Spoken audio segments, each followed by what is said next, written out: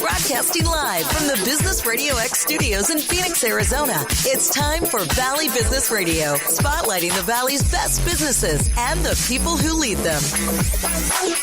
Hello and welcome to Valley Business Radio, where we tell stories that the traditional media tends to ignore and help connect you to the right people. I'm your host, Dr. Adrian McIntyre, and I'm joined in the studio today by three folks from the Ak-Chin Indian community and Harrah's Ak-Chin. Welcome to Chairman Robert Miguel. Thank you for being here. Thank you, Adrian. And Robert Livingston, General Manager of Harrah's Ak-Chin. Thank you. And Mike Kintner, Director of Marketing and Operations at Harrah's Ak-Chin. Welcome, Mike. Thanks, Adrian. You guys are celebrating the 25th anniversary of this casino project, and I'd love to understand in this conversation the backstory, what got you here today. Chairman Robert Miguel, why don't you start off by introducing us to the Ak-Chin Indian community for folks who are not familiar with the history and present-day situation there in Maricopa. Okay, thank you. The Ak-Chin Indian community was established back in 1912, but in 1961 we were able to move forward with the Articles of Association, which governs or, again, accommodates and rules the Ak-Chin community as far as their process and their way of life and whatnot.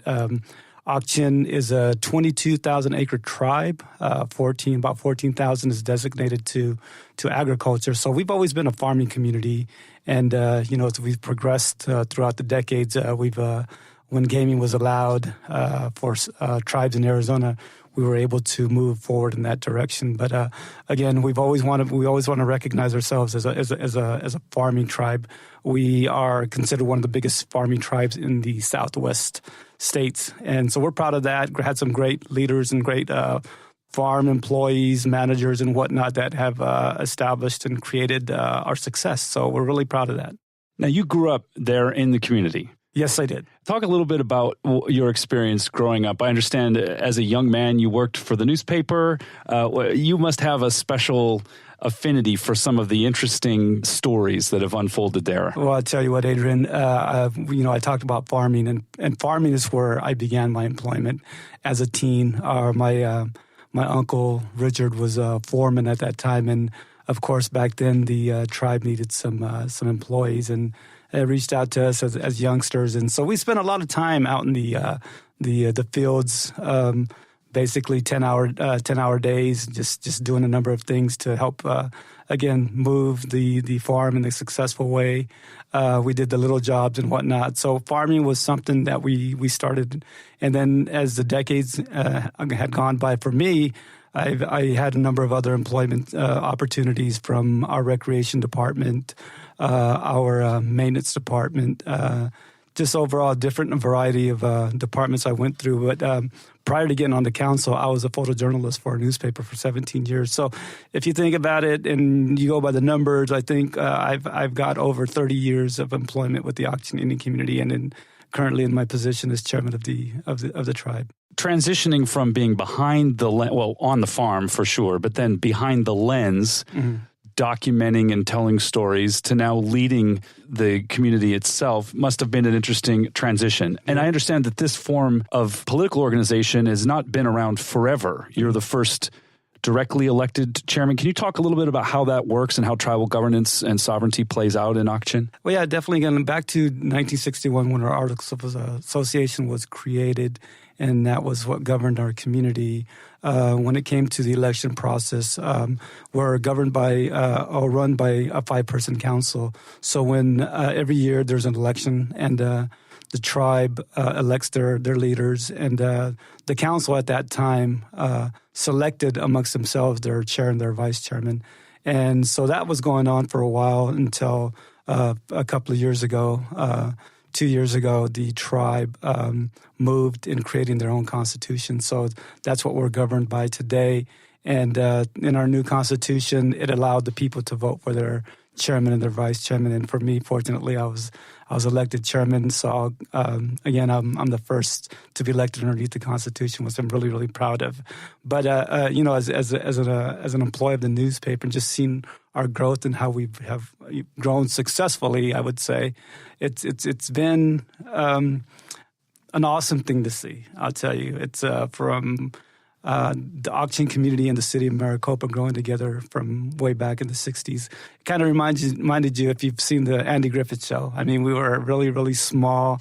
Everybody knew each other. Everybody supported each other. We took care of each other, and we've grown together. But, that's one of the things and one of the traits that we do have as community members of Auction is, we love to support and give back in any way we can, even if we don't have, let's just say financially, we don't have the means financially back then. We did what we could to help each other. And it was just one great, great community supporting one another and just doing the little things to make ourselves happy. And that's who we are as people of Auction. Now, I want to explore a little bit before we bring the gaming aspect into focus. You mentioned the close relationship, both geographically, but also in terms of just the interconnection between the city of Maricopa and the Auction Indian community. Mm. Both of them co-located, if you will, in a nearby area of a very large metropolitan city. So on the one hand, you may be considered kind of a neighboring city and outlying area, but on the other hand, you have your own unique identity. In the studio here, we had the former economic development director from City of Maricopa, Denise Earhart, was here talking about some of the unique aspects of Maricopa itself, neighboring Phoenix, but very different environment, very different demographics, and in some level a different story about the self-identity. What's your point of view on the present and future of this part of our region? I think we've always had the thought and the idea of, someday we would see this grow. We just didn't think it was going to grow that fast, which was a good thing. It could be, again, you have some positives and negatives about growth. And in our area there, it was just a gem waiting to be found, and it happened. But, one of the great things about our relationship is that we're both almost identical. Again, just going back, we were small. We shared each other's tradition, cultures in a sense, and just our way of thoughts of how we wanted the area to grow. And, so it was always good to collaborate and to be on the same page with one another. And, again, we have a gem out there. We have a destination out there. We identify just some of the needs that our area has there that are going to accommodate the citizens of Maricopa and Auction, and it's continued growth. It's always going to grow. But, that's one of the things I love to point out is the fact that we are able to sit down and have that relationship, that we respect one another just as we did way back when. So, it's, like I said, it's a destination. It's a positive. Everything's going great out there. It's just a matter of staying on the same page and continue to collaborate with one another. And, we understand that it's going to continue to grow. And so right now, together, we're laying down the foundation of future growth, So it's a positive thing. Overall, we're again, on the same page. I sit on the Maricopa Economic Development Alliance committee and as a representative of Auction with Maricopa. So I'm able to get information or understand, the progression. And, we're talking and making sure we're not duplicating one another. So we're bringing together different entities or different priorities to the area to accommodate the overall growth. The 20th century was a very interesting century for Native communities in this country, dealing with the history of disenfranchisement, trying to find their way towards more autonomous expressions of self-governance and sovereignty, fighting for access to resources, water in other areas of the country, other natural resources. And then gaming has come into that picture and become a significant part of the economic development of not just Auction, but of many other tribal communities throughout North America, in both the United States and in Canada.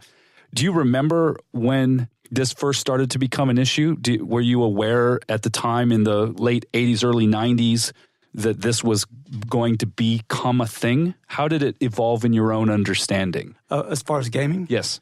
For me, I didn't realize gaming was going to be a priority or play a role in economic development for tribes until the incident happened. I can't remember exactly what year it was, but the Fort McDowell Indian community was doing gaming, whether it was illegal or not at that time. again, they moved forward with that. But the feds and everybody came and they took away the machines, and there was a standoff and whatnot. So that's when I think gaming really kind of became exposed, that it could be a possibility and a priority for tribes to brighten their lives in a sense economically to provide for their people. But once that happened, I think it just took off, and for the tribes it was a positive because again, it did allow us to provide services, and we wanted to make it right with the state. We wanted to make sure that okay, if this was going to be a possibility or for the tribes, let's get to the table and see what we could do. And fortunately for tribes, it ended up working out to where compacts were able to be negotiated. The Ak-Chin community negotiated one of those original compacts with the state in the early 90s, a period of, I understand from the background I was given, 92 to 94, and that culminating a decade of legal challenges and back and forth. When did the community realize that partnering with an established management company like Harrah's was going to become such an important move? It's unique in that regard. Is that correct? Oh, yeah, definitely. Can you talk a little bit about that? Yeah, and I'm smiling not because I've got two from Harrah's with me here, but I think it was the smartest and greatest move we could ever do back when we were going into gaming. We were negotiating our compacts from our former leaders at that time. We were in an area outside the metro area where the bigger tribes were. So we figured we were going to have to maybe fight a little bit more to get the customer, to get that dollar and whatnot.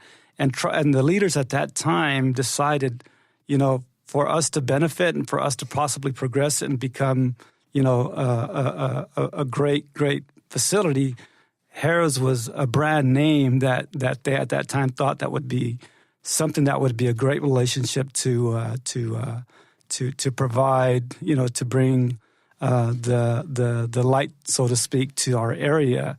And I think at that time, it was a great idea, and it still is. But we didn't think it was going to be as big as what it is today. So it was great. And to this day, Ak-Chin is the only tribal community with an international management company in Arizona running their gaming operation, the casino, the hotel, and all the things. And we're going to hear about those details. Really speaks to the foresight of the previous leadership in putting that arrangement in place. I understand the casino broke ground on May 26, 1994. So the 25th anniversary we're talking about is a couple of days from the date of this show, on May 26, 2019. So this is a momentous year, 25 years culminating in where we are and the recent expansion that's taken place. Robert Livingston, you've been the general manager of Harrah's Ak-Chin for how long now? Since 2011. But you've been with the parent company, Caesars Entertainment, since 1991. So 30 years-ish. Getting there. Getting there, right? Yeah. We round up or down, depending. You can call it 30. Okay, great. Talk a little bit about, since the time you joined here in Arizona, how you've seen the evolution and what led to the expansion that's just undergone. Well, I'll take you back a little bit in history since I was around in 1991. It was very interesting. The company was Promise Companies at the time, and we had Hampton Inns, Embassy Suites, Homewood Suites, and we had 5 Harrah's casinos, 4 in Nevada, 1 in Atlantic City, and it was the early 90s, and gaming was expanding up and down the Mississippi River, primarily with riverboat gaming, and then there was this thing called Indian gaming that no one really knew much about, right? And our chairman at the time, Phil Satry, he had a vision of expanding the network, expanding the Harrah's network. And it wasn't Caesars at the time, but the Harrah's network, and having as many properties as we could geographically dispersed across the country, and then leveraging our player loyalty program. So that was the vision way back in the early 90s. Now, back when we first engaged with Ak-Chin, the loyalty program was not as powerful as it is today. Now we've got 40-plus properties across the United States. We've got, with the expansion of riverboat gaming, we're up and down the Mississippi River. It's hard to go more than a few hours without running into a Harrah's or a Horseshoe or a Caesars. And we expanded through acquisition. We expanded through riverboat gaming. And so we've created this network of properties, and then you layer on top of it our loyalty program, which, has created this powerful engine for not only the properties that we own or manage, but also for the company. It's really the engine that makes our company work. And back in 1994, that was not even a thought. And that was certainly not a reason that Ak-Chin got involved with us. For folks in the know, maybe they don't need this background. They're already aware of it. But explain a little bit about how the loyalty program how it works and how it's been so beneficial to the properties. Probably the easiest way to describe it is, everybody's familiar with the loyalty program that the airlines have, whether it's American Airlines or Southwest. And, the more you fly with that airline, the benefits grow and grow and grow.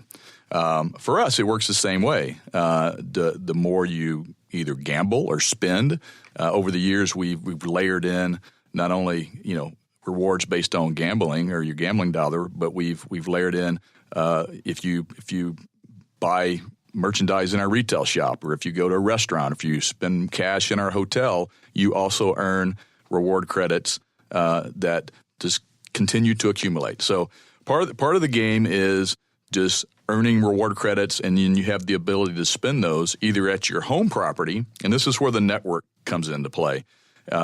If you're at your home property as Harrah Ak-Chin and you want to go see Celine Dion in Las Vegas, well, there's Caesars Entertainment there, Caesars Palace, and you can use your reward credits that you earned at Harrah Ak-Chin and go spend those in Las Vegas and see Celine Dion, right?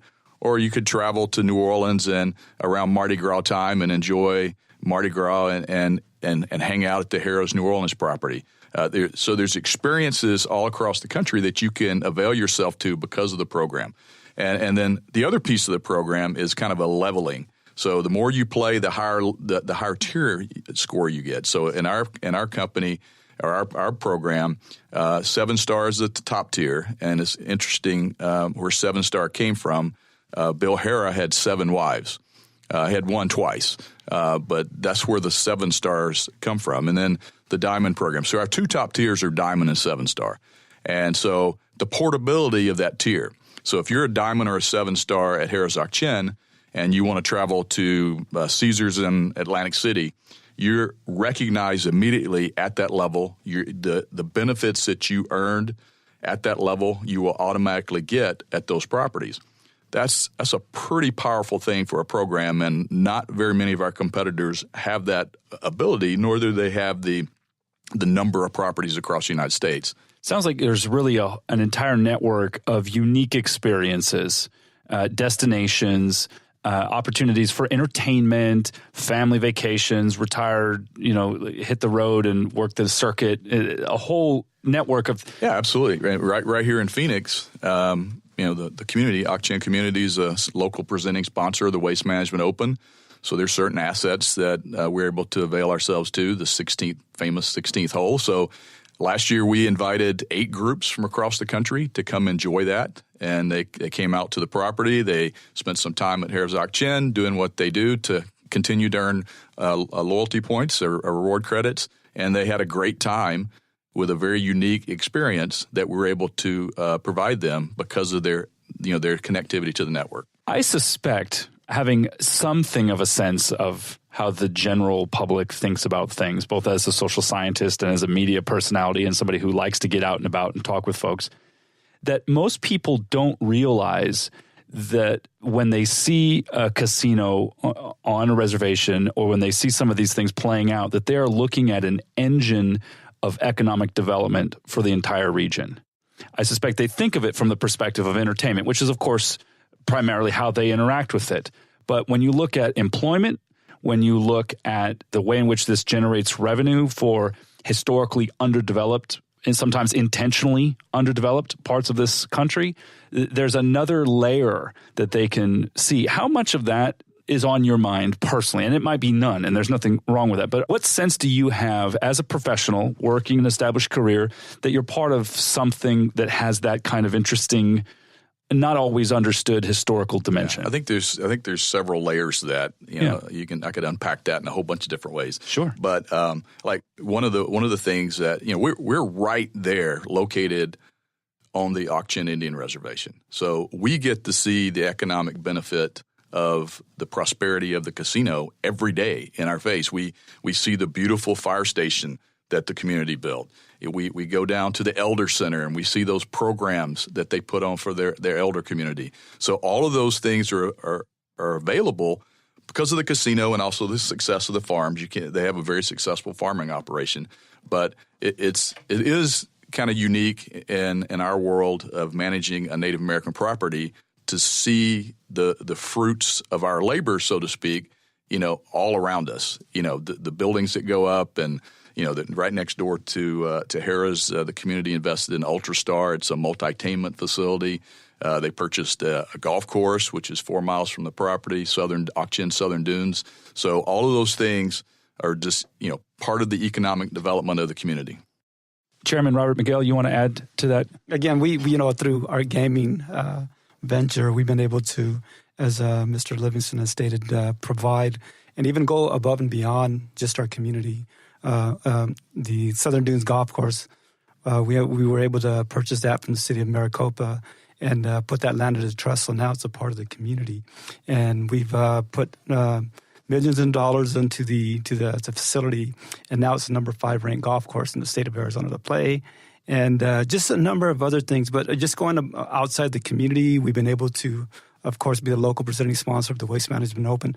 We've been able to support the Super Bowl when it came here last time, and it's coming here again in the next couple of years. So we'll have the first right of refusal on if we want to move forward on that too. But a lot of opportunities, and overall, Adrian, is we of course want to take care of our community first priority. But we also, again, we venture out and see how we could help the state of Arizona overall and let the nation know that when it comes to not just events, but certain things, that we can be the focal point too here of the United States, that we can provide an opportunity. We could provide something exciting here in Arizona, that we can be players. The NCAA Final Four basketball tournament came here a few years ago. That was the first time it ever come to the Southwest in like almost 20 to 30 years, and we were able to play a role in that. So again, when we see at certain events the Ak-Chin tribal seal up there, in reality it's everybody's seal, tribal seal here from the state of Arizona, be it the tribes, be it the state. We are committed to helping the state become a focal point of entertainment, of services and whatnot. So that's our vision and what we support. I mean, that's really something to be proud of. It's a significant accomplishment. And 25 years of any successful operation of this magnitude is something to be proud of. Robert Livingston, can you talk a little bit about how things have evolved over that history? Get us to the point now where we have this major multi-million-dollar renovation and expansion. What were some of the early phases, and how did it can you walk us up to the present? I'll give you the history as I know it. Back in 1994, gaming was quite a bit different in Arizona. It was limited to, I think it was bingo, poker, and a limited number of slot machines per tribe. And at the time, I think Ak-Chin probably had about 200 and something licenses. So the building that we're in, if you could kind of like close your eyes and imagine, there was probably 40 or 50 poker tables, not blackjack tables, but poker tables. There was a bingo hall, and then there was 200 or so slots. I think we had a little food court or maybe a little fast food restaurant. I think we had the buffet. There was no hotel. And so over the years, gaming evolved in Arizona. At some point, blackjack card games were allowed. There was also the ability to expand the number of slot machines that you could have on your floor by partnering with tribes that are not located in, near population, so they could actually lease their slot machines to other tribes. So we were able to expand the number of units that we had on the floor. So and slots evolved over those same times. I mean, back in the day, a slot machine was just a 3-reel stepper game, is what we used to call them. And now they're I think a game back in those days, you could buy a game for about $4,000. A game today is $20,000+, and it's a computer. It's just an amazing piece of equipment, and so the whole gaming has evolved so much over the years. So that little property that had that limited form of gaming then it expanded over the years. And then at some point, because of our location, we said, hey, we need a hotel. So we added 148 rooms around the pool. And then we were full all the time, right? And so we said, hey, I think we need another hotel. And in 2011, we added 152 rooms. So we got up to 300 rooms. And we were, every 5 years, there's a reset in the number of units that you're able to get. They don't go down, they go up. And so we were running out of space. I mean, we ideally in the casino world, you'd like to have about 4 feet chair back to create some elbow room. There was a lot of areas of our floor that were nowhere near 4 feet chair back. So we were running out of room. The property was showing some age. It was 20 plus years old, and we started having conversations with the council at the time, and we said, hey, gaming is growing. We're full. Our hotel is full 365 days out of the year. We probably need to expand our hotel. We have some deferred maintenance issues that we need to deal with because the property's showing some age, and we probably need to add some new restaurants. We need to get into the group business, the entertainment business, if we want to be a player in this market. And so it took probably several years of conversations about, because it's a big investment on the part of the community. I mean, you just don't make those decisions lightly. And so we started having those conversations, and I think it was probably late 2016 council. We do a quarterly presentation to the council about the business, and the chairman at the time said, when are you going to show us those expansion plans? And we're like, well, I guess we can start talking about that. And he goes, what's the first step? Well, I said, we need to get an architectural drawing. We need to understand, how do we master plan this thing? And so the council at the time approved us to move forward with the architectural work, and it just seemed like it just lit fire. I mean, we just started moving really quickly, and we broke ground late 2016, I think it was. It was the fourth quarter, and so we've been on this journey. It's mid 2019. So we've been into this construction journey for the last 2.5 years, and what we have now is a beautiful, brand new facility. I mean, from top to bottom, there's probably not a square inch of that facility that we didn't touch in some way, back of house, front of house, and so we have a brand new buffet, expanded seating. We have a brand new steakhouse, Chop Block and Brew. We have a wine bar, Oak and Fork, that has small plate offering. That's a new offering to the property. We expanded the seating to our quick serve restaurant. We expanded seating to our Dunkin' Donuts. We had very limited seating at the time. So we hit all of our restaurants. We expanded the gaming floor. We created that elbow room that's important. We created some height in the ceilings. There's some new decor that I think really sets the property apart. The one unique thing about some of the architectural work that was done, council appointed a arts and design committee to work with the architect to bring in elements of the culture, the community culture, into the facility. So when you walk in the front door, you see this massive art piece that you might not know that it represents farming and the rich history of farming that the community has, but you just know it's something cool and it has lights. But the community knows the connection, right? They know the connection.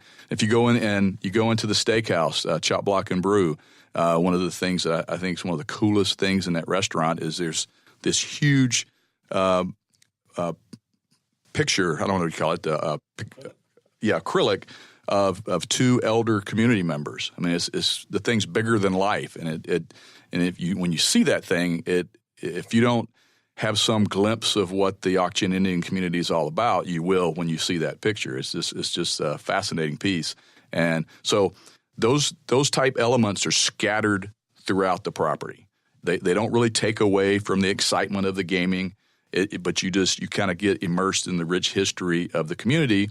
And our customers love it. The walk from the parking garage, the new parking garage, over to the casino. You get to see the history of all the veterans that served the Ak-Chin community. So we have a lot of customers that are veterans. So they take great pride. I see customers just standing there, just staring at the pictures and just trying to, just understand, hey, this community had a big part of just about every major war that was ever fought. And they take great pride, and I think that helps our business. Well, I think that's so important because as an anthropologist, as a student of human history, removing some of the artificial compartments from knowledge and experience, compartments that have been imposed from Western ways of looking at the evolution of society and culture here, and really presencing the interrelationship between the past and the present, but also between these indigenous communities and the modern worlds that they're embedded in. I think that's critically important. And whether or not people realize, just as they may not realize that they're looking at an engine of economic development, they may not realize that that particular artwork is speaking to 5,000 years of agricultural history. But those signposts are there, and they're sounds like they're done in a very respectful and contemporary way that creates a unique flavor. In other words, it doesn't diminish it and trivialize it by turning it into some sort of veneer of native authenticity or something, but really in partnership with the community creates a unique and local experience. Mike, let's bring you into the conversation because your job as Director of Marketing and Operations is to somehow represent a lot of this to the outside world. Talk a little bit about your role and how you got involved with Harrah's Ak-Chin Casino. I've been working at Harrah's Ak-Chin now for going on 14 years. And one of my favorite things to do when Robert's not in town, I get to speak to the new hires when they come in. And it's about a half-hour presentation that talks about our culture and what we're all about, just kind of on the way in the door. And one of the things I share with them, having been here that long, is there's real significance in working at Harrah's Ak-Chin Casino. So I've been offered opportunities with the company to go to other places around the country, and that would be significant for my family, good economic, decisions, those sorts of things. But the significance you get working with the Ak-Chin community every day, you get to work with the people. You get to build those relationships. It's almost like family, and like Robert discussed and Chairman discussed, you get to see those investments they make into the community. So it's not we just work for a casino. We're just we just make money off people gambling. We get to see the Ak-Chin Indian community really, prepare for the sustainability of their people for the next 100, 200 years, or even longer with the moves they're making. So that's pretty exciting. It provides that significance in your job when you go to work every day, that you're working for the folks around you. How did you get started? What was your path that led you here? So for me, I have an interesting story. My father was in the Air Force for 26 years, flew C-5. So I did 3 high schools in 3.5 years in Turkey, England, and Kansas. And Kansas is the most foreign country I've ever lived in. I graduated school, went on to KU, and then I transferred out to University of Arizona. I've been riding horses since I was small. I don't really ride horses anymore, but I started riding when I was about 10. I had an immigrant grandmother who came over who loved horses and told me I was the first grandchild, you love horses, since I was 3 years old. So I just, impressionable child, loved horses. So I started riding at 10, was pretty good at it. Rode on the college equestrian team at University of Kansas. My father had transferred down to University of Arizona. My sister got a full ride to go to U of A for music theater. My mom decided to go back to school and follow her off to college. So we had 2 Wildcats going to school there. And I was in my junior year at Kansas. I was going to go to law school. Didn't want to go to law school. All my friends who were going hated it and didn't think that was the path for me anymore. Wasn't going to go join my father in the military. So I called him up right before Thanksgiving and said, Dad, I think when I got out of school here, I don't want to teach. I don't want to go in the military. I'm not feeling law school right now. I think I'm going to go to this school in Missouri and learn how to be a horse trainer. So my father, Lieutenant Colonel in the Air Force down there, he can sometimes be a little stern. He was somewhat quiet and said, we didn't spend all this money on college for you to go work on a farm. No offense, Chairman. I love farming and that sort of thing. But to go work on a farm, and he said, talk to your mother. Handed the phone off, and my mother being the enabler she is, she said, they have this great program at the University of Arizona called the Racetrack Industry Program. When you're down for Christmas, I'll make you an appointment. You should check it out. So I came down over the Christmas break. I met with Wendy Davis, who's now the director there with the program. She's been there. It's been there since the 70s. It's run off an endowment from the horse racing industry. Bob Baffert, who won the two most recent Triple Crowns, one of the leading trainers in the country. Todd Pletcher, leading trainer in the country, all graduated from this program. So I thought it was a way to chase that passion and get a business degree and be able to do that. So it took me another 2.5 years to get through University of Arizona through the racetrack industry program. Got a scholarship to go there. Was excited and had 11 interviews coming out of college, 3 job offers, Colonial Downs, Lone Star Park, and Santa Anita out in Southern California. I went to the home of Seabiscuit, Santa Anita. So worked there for about 9 years. And probably about 6 or 7 years in, it was a great job. I loved it. Got to see Silver Charm my first year there. It was Bob Baffert's first Kentucky Derby winning horse. Almost won the Triple Crown, and really got to live out that sort of what I wanted to do when I grew up, sort of thing. But looking around a little bit at the time, horse racing was a little bit. It was declining. It was the NASCAR of its day, way back, in the early 1900s. I looked around and was looking at opportunities and actually got recruited down to Harrah's Resort, Southern California at Rincon to interview for an assistant director of marketing position. So Robert Livingston was actually there at the time. We didn't know each other. But the VP of marketing, Marty Goldman, brought me in, went through all the processes. I liked them. They liked me. They ended up hiring an internal candidate. Who I actually know very well now and works for our competition. He worked for us for quite a while. Didn't quite line up at the time, but there was something about this casino thing, and I really wanted to go work for a casino. So stayed with it, and about 9 months later, got offered the position to go, and I wanted to get back to Arizona. We have a lot of family here in Arizona. My wife was 8 months pregnant, started at Harrah's Auction, and away we go. So. Now let's talk a little bit about marketing, Sure. Casinos, and the different pathways and avenues that this plays out. Obviously, you've got event marketing. You speak a little bit to that, but also you've got relationship management. Cultivating a network of VIPs. You've got your now in the past 12 years. The social media channels and things, which of course being regulated may or may not. I'm just curious to know, what does a casino marketer look at in the mix of things in a day-to-day? Sure. So there's really 2 ways we compete. We've been talking about, Caesars, formerly Harrah's, and what was Total Rewards. We rebranded it this year to Caesars Rewards, our loyalty program. And there's 2 things that bring our customers, the majority of our customers here in the Phoenix or Arizona area, out to see us. And that's our customer service, so our great employees and the great service they provide, and Caesars Rewards. So in Caesars Rewards is really that tangible thing, that card in your wallet, where I can go down there, and if I'm going to play, I might as well be earning something for it and be able to go use it in Southern California, Las Vegas, Atlantic City, and all over the country. So we have customers who drive past 2, if not 3 of our competitors to come down and see us. And we know our guests are promiscuous, and there's something called luck. So if they're feeling unlucky, they may go play other places.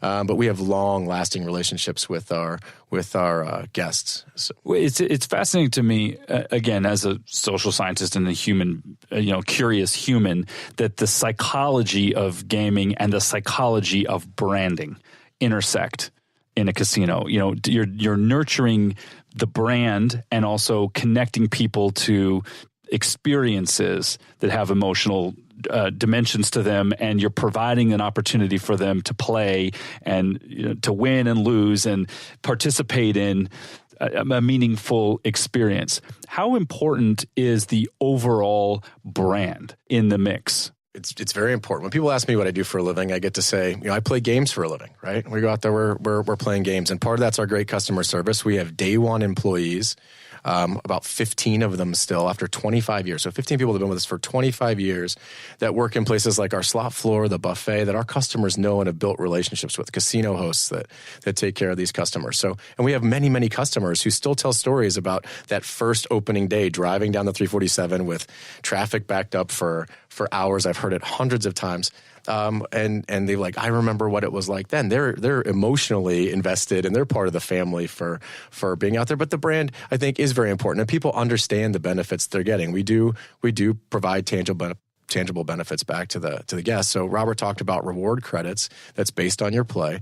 But, on average, looking at everything from your weekly offers to events and promotions, the reward credits, free hotel room nights, free meals you may offer, we give back or reinvest, upwards of 40% back into to the customers. They feel that. They understand I get something of real value for my play at Harrah's Auction that I may not get when I play at other places. Now, you mentioned something really important that I want to underline. When you were talking about the experience and when you were talking about marketing, you started by talking about customer service. And I think that points to a culture, both at the leadership level, but also on the floor and in the service areas where people are interacting with customers, an awareness that they are representing the brand. And that talk that you are giving folks as they're coming in is bringing them into a story that they get to actually write every day. How important is nurturing those the human capacities and the people who work at Harrah's Auction in the marketing mix? I mean, you obviously don't see them as separate. No, it's everything. We aren't anything without our people. So, and we measure our service every single week. We look at our service scores by every single area.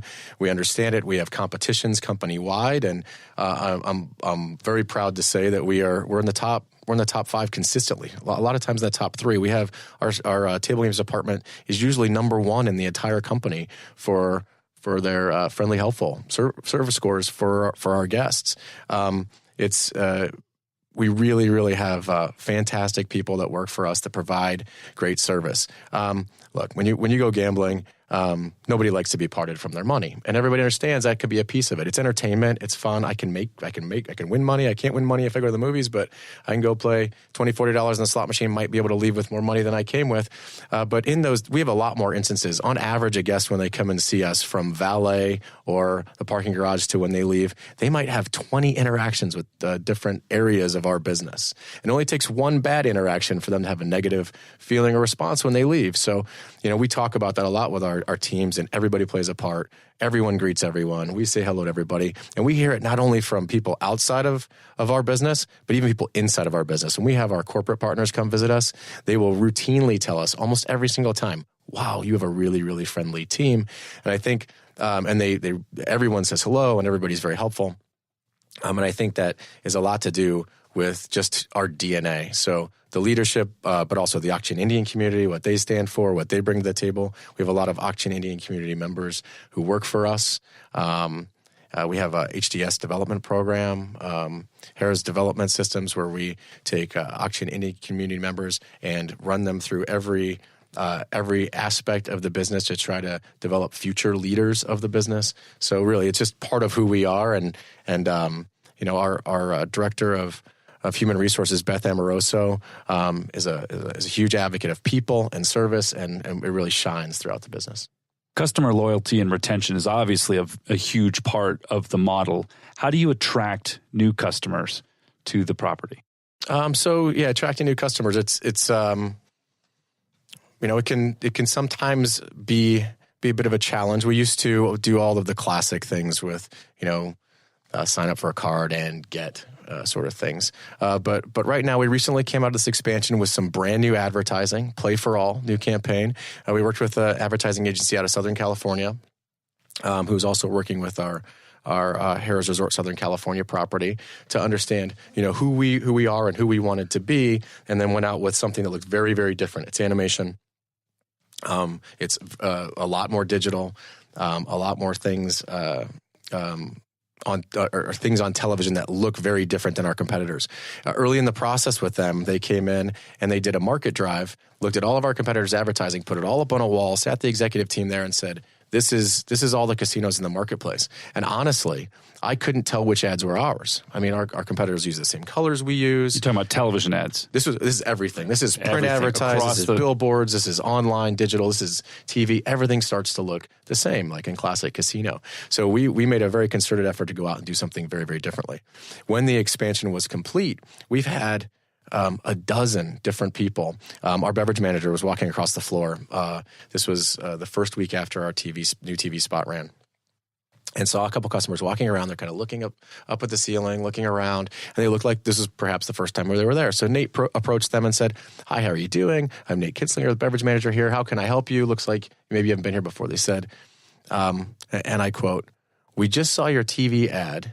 The place looked like it was fun, and we wanted to come check it out." I've been doing this for over 20 years. I don't know that I've ever heard somebody say, I saw your TV ad, the place looked like a fun place, and I wanted to come check it out. And we've heard that dozens of times from people. So the advertising agency really did a good job of doing that and getting customers to come out and see the new sort of reinvented Harrah. We do all the classic things online with list generating and trying to target and speak to the right folks. What piece of the pie, how big is the digital piece? It's getting bigger. It wasn't very big even 5 or 6 years ago, but as we've been able to get better at targeting with tools like Facebook and such on digital, we're getting more and more, and it's stealing share from traditional print. We aren't big players in print advertising anymore. We like our outdoor advertising because of our location and how that directs people in, but we're directing more and more. And even our television advertising, we're making it in a way now so it's all completely convertible to online and digital platforms. We're doing more with things like Hulu and YouTube and things like that as well. So, longer form? Yes, both. Yeah, both commercials and longer form. We've done we've gamified ads to where we can take our Play for All ads, and then on that attraction piece, it's play this little game that looks just like our advertising. You play along, whether it's a word game or a number game or some sort of digitized game, and then you can win some sort of a coupon, or like whether it's a buffet coupon or come sign up free slot play to come out and see us. On the entertainment side, what's coming up? Who's on the slate for the coming months? I know that this is a big part of how you draw new and experienced people to the properties. What's the lineup? What can we see at the event center? It's pretty exciting. We just opened up this new multi-use space for group events and for entertainment. We can seat a little over 2,000 people. We started out with some in-brand entertainment with Penn & Teller, who performs at the Re-Up Caesars property in Las Vegas. The Righteous Brothers. Our grand opening weekend, we had 2 nights of Dave Chappelle in the marketplace, which was fantastic. Sold out both nights. We recently just had Dwight Yoakam a week and a half ago, sold out shows. This weekend, for Memorial Day, we have Eddie Money and Starship featuring Mickey Thomas coming up. That's Sunday. Doors open at 6 p.m. Tickets are still available. Los Lonely Boys and Ozo Motley on June 8th. June 15th, Creedence Clearwater Revisited. That's a fan favorite. The Mavericks and Los Lobos. August 30th, going back to the 90s. Some people will enjoy this one. Belle Biv DeVoe coming. So I haven't seen them in the marketplace in a while.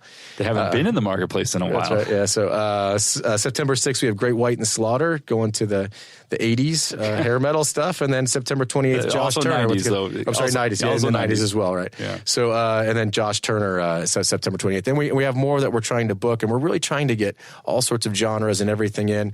We're not sure exactly. Country always does very well for us, but we'd like to represent everybody and all sorts of different tastes and get people to come down and see us. I'm fascinated by the fact that much of the music industry that is making its revival is doing it at casino-affiliated events centers. And there's the era of arenas as the music industry changes, but entertainment still remains important. What are some of the trends there with some of these acts making comebacks or working this network, performers, et cetera, on the music side? Is it how would you characterize that trend? I think it's just the demographics of our customers, and you look at our core customer, and we got a lot of retired folks here, you got a lot of baby boomers, and you look at what are they going to be excited about, right? So we try to offer those acts. Mike kind of read through the list, but then there's some other acts that. We had Dave Chappelle. I mean, most of our baby boomers probably don't get too fired up about Dave Chappelle, but it gives us an opportunity to introduce a new set of customers into our property. And so that gets back to the loyalty program, and it's a way for us to populate that loyalty program with some new customers. And as the music industry has changed since the 80s and 90s, it seems like smaller, more nimble event centers have continued to provide an outlet for fan favorites. And now, if you want to see, some of the biggest names, you're going to a casino-affiliated events center. Yeah, and everybody's a VIP, right? Yes, because you're so close to the stage. Yes, I mean, if you think about some of these venues that you go to. And you have to look at the big giant screen because the entertainer looks like you can barely make out the entertainer on the stage. But even if you're in the very back of this venue that seats 2,000, you got a great seat, and you feel like you're in a VIP level seat, even though you might be on the back row of the venue. It's fun for someone. I'm 45, and it's kind of a return of not quite a club feel because this is a larger venue, but it still does have the intimacy of a smaller venue. I remember coming to Phoenix in 1991 to see Van Halen and playing at the big arena, right? And that was a totally different thing than a year or two ago when I went to see Sammy Hagar and the Circle playing at a competitor, in Southern California in Indio. So, but I liked it as much, if not more, as someone who loves the music, who loves the artists. It's just a neat environment, very accessible, none of the nonsense that I remember from high school and college about going to huge, concerts and things. So it's an interesting evolution. Chairman Robert Miguel, as we wrap up our conversation, obviously the Ak-Chin Indian community sits at this intersection between tradition, modernity, between rural and urban. You're located in many ways. For you as a man, as a member of the community, as a leader in the tribal government, what are you excited about as you look at some of the younger folks coming up and what's happened in the last 10, 15, 20 years? Leave us here with your perspective on what the future holds for Ak-Chin and the surrounding environment. Very exciting. Very, very exciting. Again, we've continued to grow. And just as, our tribe, when I was young, they had to move and accept the growth and what was coming about at that time. Video games probably barely began. Elders didn't understand it, but they understood that this was the way of life now. But we still try to intertwine the culture and tradition from the past. So it's, with my at this present time, you go to the new generation, it's totally different. But we want to be able to still accept that, definitely. Because that's their way of life now.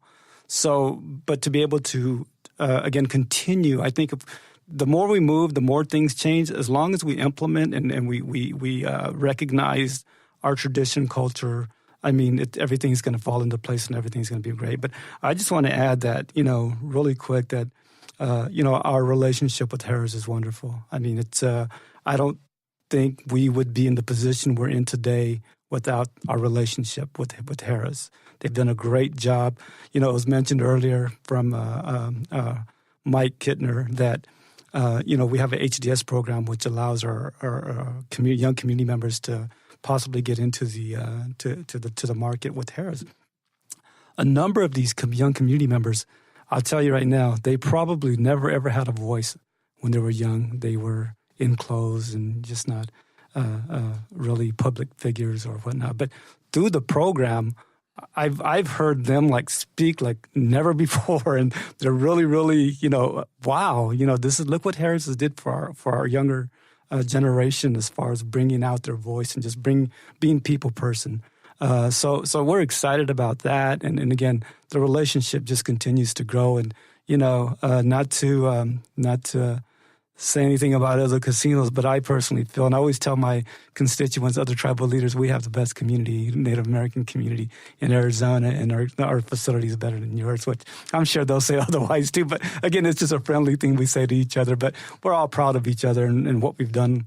But, our future looks great. We're laying down the foundation, just like our former leaders, they're laying down the foundation of what we've become today, and we're laying the foundation to our younger ones of what we're going to be coming in the next 20, 30, 40, 50 years.